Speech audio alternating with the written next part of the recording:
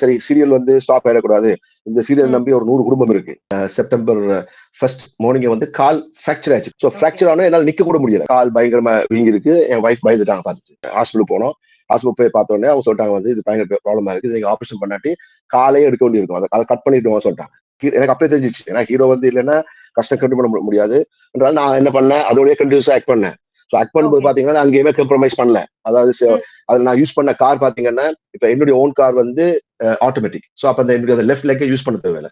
ஆனா இவங்க வந்து எனக்கு கொடுத்த அந்த ஃபார்ச்சுனர் கார் பாத்தீங்கன்னா, அது மேனுவல். அதுவும் ஒரு பழைய கார். நான் நீதான் அந்த பொன் யூஸ் பண்ண அதே கார். அதாவது 4 இயர்ஸ் பேக் யூஸ் பண்ண அதே கார். ஏன்னா சேம் ப்ரொடியூசர். ஸோ அதே காரை கொடுத்துருந்தாங்க. அது ரொம்ப ஹார்டா இருந்துச்சு. ஒரு லாரி கிளச்ச போற மாதிரி இருக்கும். அதே காலோட போட்டு நடிப்பேன். அதே ஸ்ட்ரெயினோட தான். எங்கேயுமே நான் கம்ப்ரமைஸ் பண்ணல. எனக்கு வலி இருந்தாலும் நான் பெயின் கில்லர்ஸ் போட்டுப்பேன். காட்டிக்க மாட்டேன். எல்லாருமே எனக்கு அட்வைஸ் பண்ணுவாங்க. அந்த காலோடைய கனடால இருந்து லண்டனுக்கு, லண்டன்ல இருந்து துபாயில இருந்து சென்னைக்கு வந்தேன். நிறைய ஃபிளைட்ஸ் மாத்தி அப்புறம் வந்து இப்ப லண்டன், துபாய் எல்லாமே வந்து அந்த டிபார்ச்சர் கேட்ஸ் ரொம்ப தூரத்துல இருக்கும். பேக் தூக்கிட்டு நான் அந்த காலோடைய இப்படியே கஷ்டப்பட்டு வாக் பண்ணி வந்தேன். வந்து ஸ்ட்ரெயிட்டா ஏர்போர்ட்ல இறங்கி அங்கிருந்து லொகேஷன் தான் போனேன். ரெஸ்ட் கூட இருக்காம ஃபிளைட்ல வந்துச்சு. கால் அப்படியே வீங்கிடுச்சு. அதோடய நான் வந்து கண்டினியூஸா ஷூட் பண்ணேன். கால் பயங்கரமா வீங்கி இருக்கு. என் வைஃப் பயந்துட்டாங்க பார்த்துட்டு.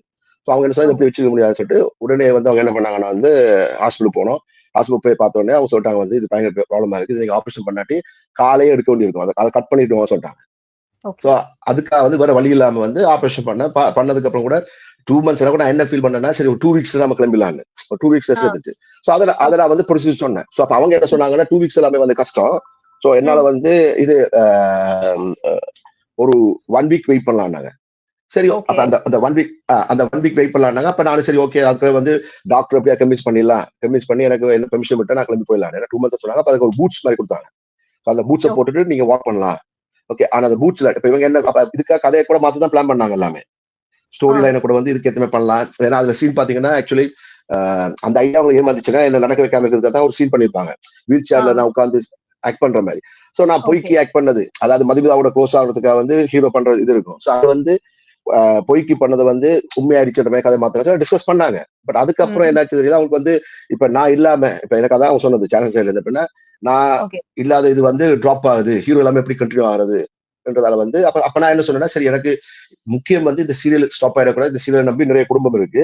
சோ நான் உங்களுக்கு பெர்மிஷன் தர்றேன். ஒரு வாய்ஸ் நோட் கூட அனுப்பினேன் பெர்மிஷன். நீங்க வந்து வேற ஒரு ஹீரோ வச்சு பண்ணுங்க சொல்லி சொன்னா அப்ப அவங்க வந்து ப்ரொடியூசர் சைட்ல ட்ரை பண்ணிருக்காங்க. 1-2 பேரை சஜஸ்ட் பண்ணிருக்காங்க. பட் சேனலுக்கு வந்து அது அக்செப்டன்ஸ் இல்ல. ஜெயாகாஷ் பண்ணலன்னா நல்லா இருக்காது சீரியல் சொல்லிட்டு அவங்க ஸ்டாப் பண்ணிட்டாங்க. இது நடந்த விஷயம். இதை வந்து நான் வந்து அவங்களுக்கு வாய்ஸ் நான் ஒரு வீடியோ எடுத்து உடனே போட்டேன். நான் தான் ஃபர்ஸ்ட் போட்டது ரீசனை. என்னோட போஸ்ட்ல போட்டேன். ஏன்னா ஃபேன்ஸுக்கு தெரியப்படுத்தணும்ல. சோ அந்த ரீசனை போட்டேன். இதுக்கு காரணம் கூட என்னுடைய லெங்கிஜ். ஆனா இது எதுக்குன்னு தெரியல. சம்பந்தம் இல்லாம ரேஷ்மாவோட ஃப்ரெண்டு நட்சத்திரா வந்து அதுல இது உருட்டுன்னு போட்டிருக்காங்க. அதுக்கப்புறம் வந்து சைத்ரா ரெட்டி வந்து ஓகே உண்மையை சொல்லிருக்கீங்க இட்ஸ் குட் எனிவே கங்க்ராச்சுலேஷன் சொல்லி சைத்ரா போட்டாங்க. பட் இதை தொடர்ந்து அவங்க ஃபேன்ஸ் வந்து இந்த நட்சத்திரா போட்டதுக்கு வந்து ஏதோ சப்போர்ட்டா கமெண்ட்ஸ் போட்டிருக்காங்க. சோ இது என் ஃபேன்ஸுக்கு பிடிக்காது.